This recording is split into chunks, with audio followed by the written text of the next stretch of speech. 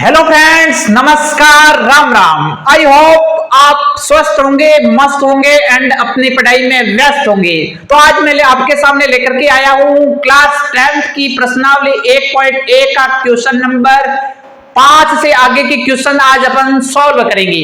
तो अपन देखते हैं क्वेश्चन नंबर 5 के अंतर्गत जांच कीजिए कि क्या किसी प्राकृत संख्या n के लिए संख्या स की घात n अंक 0 पर समाप्त हो सकता है।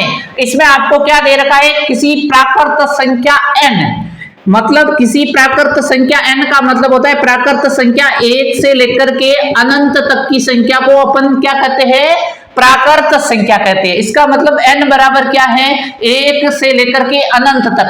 अपन को क्या ज्ञात करना है, 6 की घात 1, 6 की घात 2, 6 की घात 3, 6 की घात 4, 6 की घात 5, 6 की घात 6। इसमें के लिए 6 की घात n अंक 0 पर समाप्त हो रहा है। क्या इसका मान, इसके मान में यूनिट डिजिट मतलब इकाई का अंक, यूनिट डिजिट मतलब इकाई का अंक क्या इसमें आ रहा है 0 या फिर नहीं आ रहा है। अगर इसमें नहीं आ रहा है तो उसके पीछे क्या रीजन है, किस कारण नहीं आ रहा है। तो देखो 6 की घात क्या है, 6 की घात 6 है, इसमें यूनिट डिजिट 0 नहीं है। 6 की घात 2 में क्या होता है, 36, इसमें भी यूनिट डिजिट 0 नहीं है। 6 की घात 3 क्या होता है, 216, इसमें भी यूनिट डिजिट नहीं है। इस प्रकार अपन आगे सॉल्व करते जाएंगे तो 6 की घात n मतलब 6 की घात 1 से लेकर के अनंत तक की संख्याओं में कभी भी किसी भी संख्या का मान में यूनिट डिजिट इकाई का अंक 0 कभी नहीं आएगा,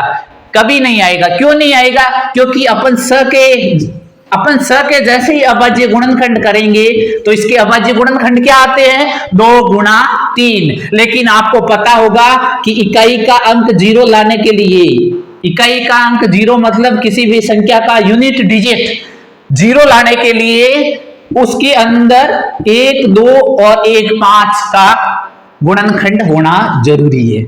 मतलब उस संख्या के गुणनखंड में 2 और 5 होना जरूरी है, तभी उसके इकाई के अंक यूनिट डिजिट में 0 आता है। लेकिन स में तो कहीं 2 है लेकिन 5 नहीं है, 2 है लेकिन 5 नहीं है, इसका मतलब इसके यूनिट डिजिट में कदापि 0 नहीं आएगा। तो अपन इसको कैसे लिखेंगे,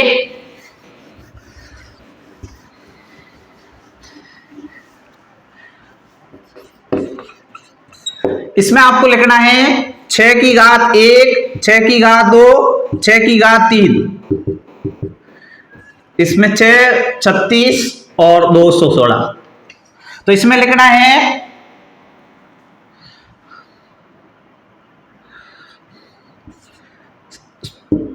चूंकि स के गुणनखंड में,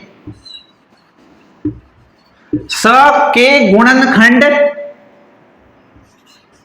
में 2 इंटू 3 है, लेकिन इसमें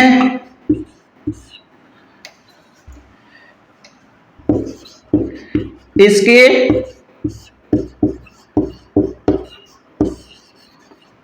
गुणनखंड में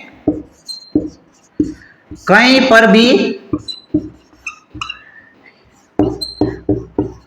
2 गुणा 5 का गुणनखंड नहीं है। अतः n प्राकृत संख्या के लिए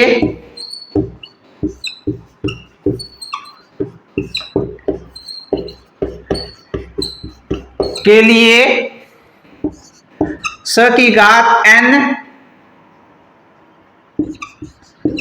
संख्या अंक 0 पर समाप्त नहीं होगी, समाप्त नहीं होगी। इस प्रकार लिख लो, स के गुणनखंड में 2 गुणा 3 है, लेकिन इसमें गुणनखंड लेकिन इसके गुणनखंड में कहीं पर भी 2 गुणा 5 का गुणनखंड नहीं है, अतः n प्राकृत संख्या के लिए स की घात n संख्या अंक 0 पर कभी भी समाप्त नहीं होगी। किसी भी संख्या के यूनिट डिजिट मतलब इकाई का अंक 0 लाने के लिए उस संख्या के गुणनखंड में कहीं न कहीं 2 और 5 होना जरूरी है। अगर उस संख्या के गुणनखंड में 2 और 5 है तो इसका मतलब उस संख्या के इकाई का अंक यूनिट डिजिट 0 होगा। लेकिन स में क्या है, 2 और 3 है, 2 है लेकिन 5 नहीं। अगर इधर 5 हो जाता तो इस संख्या की इकाई का अंक 0 हो जाता। अब अपन लेते हैं आगे का क्वेश्चन नंबर 6। अब आपके सामने आगे का क्वेश्चन नंबर 6 है। इसमें आपको पूछा है व्याख्या कीजिए कि 7 गुणा 11 गुणा 13 प्लस 13 और 7 गुणा 6 गुणा 5 गुणा 4 गुणा 3 गुणा 2 गुणा 1 प्लस 5 भाज्य संख्याएं हैं, क्यों हैं? इसमें आपको 2 संख्याएं दे रखी है और उसमें आपको पूछा है कि अगर ये संख्याएं भाज्य संख्याएं हैं तो ये संख्याएं भाज्य संख्याएं क्यों हैं? तो आपको पता ही होगा संख्याओं के अंतर्गत 2 प्रकार की संख्या होती है, एक होती है भाज्य संख्या और एक होती है अभाज्य संख्या। एक होती है भाज्य संख्या, एक होती है अभाज्य संख्या। इसमें क्या होता है, भाज्य संख्या का मतलब होता है एक ऐसी संख्या जिसके 2 से अधिक गुणनखंड हो। क्या हो? 2 से अधिक गुणनखंड हो। क्या हो? 2 से अधिक गुणनखंड। लेकिन इसमें क्या होता है, अभाज्य संख्या में केवल 2 गुणनखंड होते हैं। केवल क्या होते हैं? 2 गुणनखंड। और 2 में से एक तो कौन सी होती है? एक तो संख्या स्वयं होती है और दूसरा होता है 1। क्या होता है? दूसरा होता है 1। अभाज्य संख्या में एक तो अभाज्य संख्या के गुणनखंड में एक तो वो संख्या स्वयं होती है और एक उसका गुणनखंड होता है 1। लेकिन इसमें आपको भाज्य संख्या में 2 से अधिक गुणनखंड मिलेंगे। अगर इसमें 2 से अधिक गुणनखंड है तो ये संख्या भाज्य संख्या हो जाएगी। और अगर 2 गुणनखंड ही है मतलब एक संख्या स्वयं और उसका गुणनखंड 1 ही है तो इसका मतलब वो अभाज्य संख्या हो जाएगी। और इसमें भी ध्यान रखना, अभाज्य संख्याओं में 2 गुणनखंड होंगे लेकिन 2 में एक गुणनखंड 1 होगा। एक गुणनखंड 1 होगा और एक संख्या क्या होगी? एक संख्या स्वयं होगी। तो इसमें देखो अपन आंसर सॉल्व करते हैं। पहले में आपको दे रखा है 7 गुणा 11 गुणा 13 प्लस 13। अब अपन को इसको सॉल्व करना है। तो आप बोलोगे सर इसमें क्या है, एकदम इजी है। 7 का गुणा 11 से कर दो, 11 का गुणा कर दो 13 से और उसमें जोड़ दो 13। लेकिन अपन इस तरीके से गुणा नहीं करेंगे। अपन क्या करेंगे, एक अलग ट्रिक अपनाएंगे। क्या करेंगे? अलग ट्रिक अपनाएंगे। अब देखो ये पूरा क्या है? एक पद और ये क्या है? एक पद। इसमें आप जानते ही हो जहां पर 20 में प्लस और माइनस आ जाए तो वो क्या कर देते हैं, उनको अलग अलग पदों में बांट देते हैं। इसका मतलब इधर प्लस है तो इधर वाला एक पद हो गया और उधर वाला एक पद हो गया। इसका मतलब 2 पद हो गए, 2 पद हो गए। अब इसमें से आप क्या करना, इन 2 पदों में देखो इधर भी 13 है इधर भी 13 है तो इसका मतलब 13 को ले लेते हैं कॉमन। जैसे ही अपन ने 13 का कॉमन लिया तो 7 गुणा 11 और इधर 13 है इसकी जगह 1 और इधर प्लस और इधर भी 13 है तो 1। फिर इसको सॉल्व करो। जैसे ही आप इसकी सॉल्व करोगे तो इधर तो है 13 है जो 13 है और इसका गुणा किससे होगा? 7 गुणा 11 मतलब 77। 77 गुणा 1 बराबर 77 प्लस 1 78 प्लस 1 क्या है? 78। भाई 13 इंटू 78। अब आप जानते ही हो 78 के अपन 78 के अपन क्या करेंगे? गुणनखंड करेंगे। तो इसमें 2 से अधिक गुणनखंड आ रहे हैं कि नहीं आ रहे? आ रहे हैं। आप बोलोगे सर हाँ इसमें तो आ रहे हैं 2 से अधिक गुणनखंड। इसका मतलब 2 गुणनखंड तो इसके हो गए, भाई 2 से अधिक ही गुणनखंड है और एक गुणनखंड ये हो गया। इसका मतलब ये क्या हो गए? 2 से अधिक गुणनखंड हो गए। इसका मतलब ये 2 से अधिक गुणनखंड हो गए, इसीलिए ये संख्या क्या है? भाज्य संख्या है। इसीलिए ये संख्या क्या है? भाज्य संख्या है। अब अपन इधर और देखते हैं।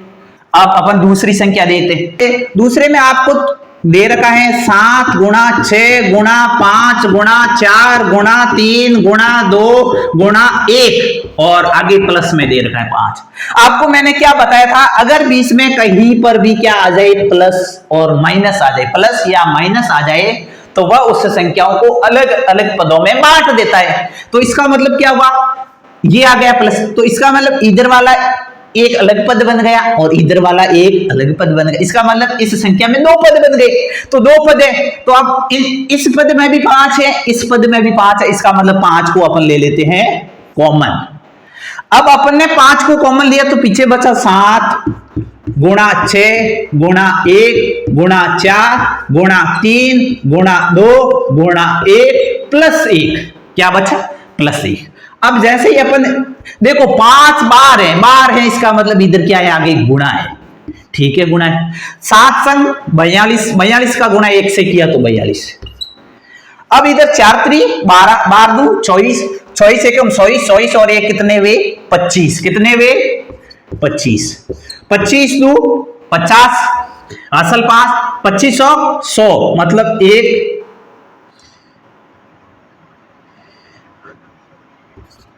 105। इसका मतलब क्या आया 1050। इधर क्या आया 1050 है। अब 1050 के अपन 2 से अधिक, इसके 2 से अधिक गुणनखंड कर सकते हैं। आप बोलोगे सर हाँ इसके 2 से अधिक गुणनखंड कर सकते हैं। अब इसके 2 से अधिक गुणनखंड कर सकते, एक गुणनखंड ये और हो गए। इसका मतलब उक्त दोनों संख्याओं में 2 से अधिक गुणनखंड है, इसीलिए ये दोनों संख्याएं क्या होगी, भाज्य संख्याएं होगी। तो अब आपको इधर लिखना है क्योंकि उक्त दोनों संख्याओं में